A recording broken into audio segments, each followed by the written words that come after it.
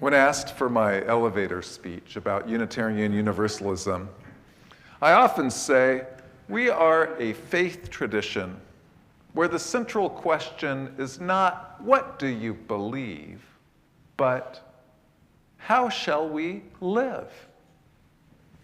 In other words, we gather not around a creed, but a covenant. And if the word covenant sounds like a religious word, I assure you, it is. A covenant is a binding sacred agreement that serves as the foundation for mutual accountability, transforming voluntary commitment into shared responsibility. In other words, a covenant is what happens when a group of people says, we're all in this together. And we actually mean it. It's a shared promise that turns, I'll try my best, into, we've got each other's backs. It's not a list of top-down rules handed down from on high. It's more like a group agreement that says, here's how we want to be with one another. And yes, we're all responsible for it. In a covenant, nobody gets to sit back and say, well, all that's someone else's job. Instead, we gently and sometimes awkwardly remind each other, this is who we said we want to be. Simply stated, covenants are what we promise each other, especially when we commit to begin again in love. And it's what we agree about how we want to keep one another accountable. Accountability is not an easy word for a lot of Unitarian Universalists. I mean, we sometimes ask about accountability, how to be accountable to the indigenous people who were pushed off this land, or accountability to the descendants of African people who were loaded on ships, brought over in chains, separated from families, and enslaved for generations. Now, these understandings of accountability are for a different sermon, or other sermons. But this notion of accountability, of being accountable to one another, can be challenging. I mean, wait a minute. Does it mean there's limits on what I can do? Can't I do whatever I want? Well, you can do whatever you want within our agreed universe of accountability. And in our wider society, sometimes accountability can be a little scary, especially when we realize, oh my gosh, I said something that really triggered someone else. I didn't mean to. It wasn't my intent.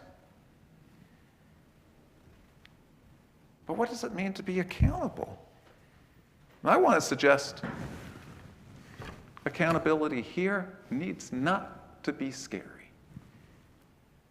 I'd like to suggest that accountability is a tool for growth and trust building,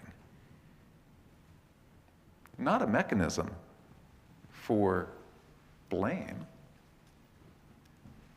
Accountability builds trust and transparency. When viewed in a healthy manner, accountability fosters a culture of learning from mistakes, boosts collaboration, provides clarity, and reduces anxiety about expectations. Accountability, when engaged in healthy ways, empowers rather than drags. It helps groups stay focused on common goals rather than a method of control, as sometimes it feels in the way it gets talked about at times. So how do we make accountability less scary? We focus on behaviors, not labels. We see it as collaboration. We seek to take ownership for our mistakes early and learn from them. And when problems arise, conflict arises, we don't rush to blame, but instead engage in listening and problem solving so as to reduce fear of reprisal. And really, accountability is all about, that's what covenant is asking for. And this word covenant comes from the covenir, which means to travel. We journey together. We make covenants with those whom we journey through life. Covenantal relationships are different from contractual ones because we make contracts all the time. There's a horizontal relationship. But a covenant isn't made in the context of just a horizontal relationship. It's a profound realization if you think about it.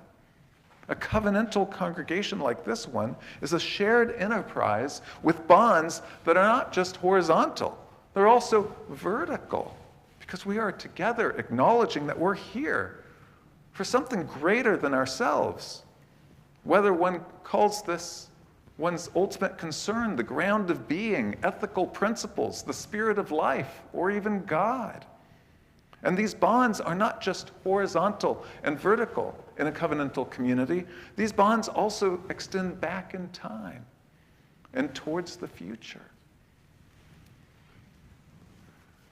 But there's only one catch.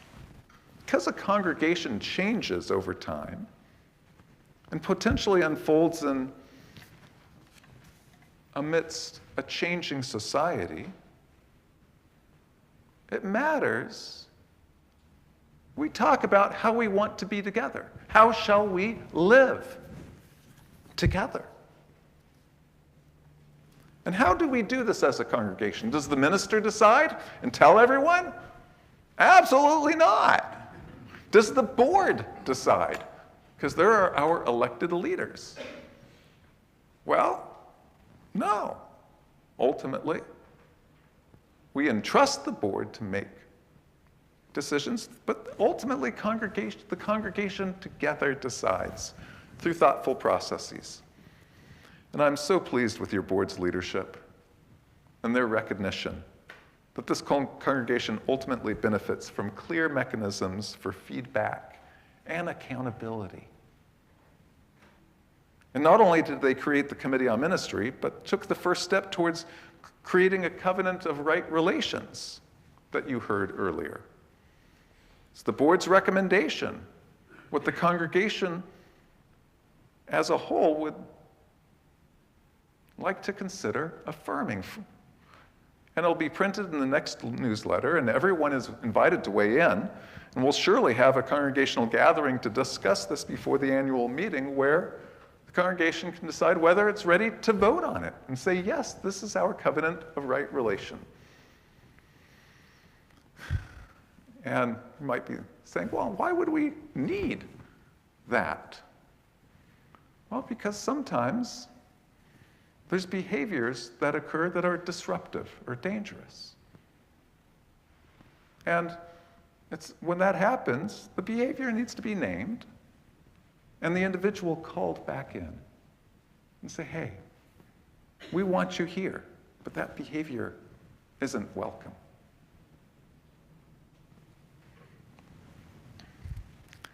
But as I say, we will, as a congregation, decide whether to affirm it and vote on it at the annual meeting. And as a UU congregation, we affirm and promote 8 principles, one of which is the right of conscience and the use of the democratic process within our congregations and in society at large. And democracy isn't simply about taking votes. Healthy democracy has people talking to one another about what is important to us. Healthy democracy allows for ongoing conversation between leaders and those whom they lead. And process in determining how shall we live is more important than outcome.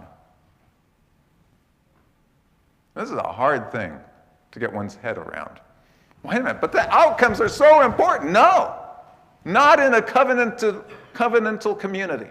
Process is more important than outcome. Because what's so clearly the right outcome that some people say, this is it, and this, we're not going to take anything else. Oh no, that's not okay. Because being in a relationship is more important than being right. I mean, we UUs often really want to be right about things. I know I do. And I'm glad that the board is paying attention to process all the more. They intend to create a right relations team. And I so appreciate our musical offering today. How true that life is filled with stones. Stones with which we can build walls or build paths to one another. I so like this metaphor because it suggests that we must build our paths to one another. They don't just appear magically. We have to use our stones, our capacities of awareness, of openness, of vulnerability, of curiosity, of courage, while learning to set aside our stones of fear and resentment, greediness and pride. And that's exactly why in a covenantal community, process matters more than outcome, because process makes use of the stones to create the paths we are building to one another.